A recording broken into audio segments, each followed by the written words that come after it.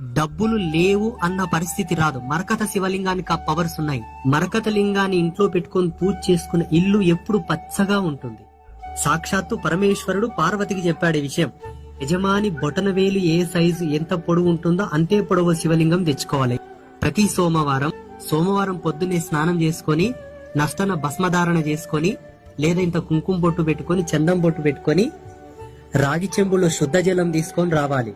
ఆ నీళ్లు తెచ్చి దాంట్లో ఇంత భస్మం కలిపి మీ ఇంట్లో ఉన్న ఆ మరకత లింగానికి చక్కగా ఓం నమ శివాయ, ఓం నమ శివాయ, ఓం నమ శివాయ అని శివమంత్రమును చెబుతూ ఆ నీళ్లతో అభిషేకం చేసి అంత భస్మం రాసి బొట్టు పెట్టి దండం పెట్టుకోండి. మీకు ఎన్ని శుభాలు జరగాలి, ఎన్ని జయాలు జరగాలి, మీ ఇంట్లో ఎంత అభివృద్ధి జరగాలో అంత అభివృద్ధి శివుడిచ్చేస్తాడు. జ్యోతిష శాస్త్రం ప్రకారంగా కూడా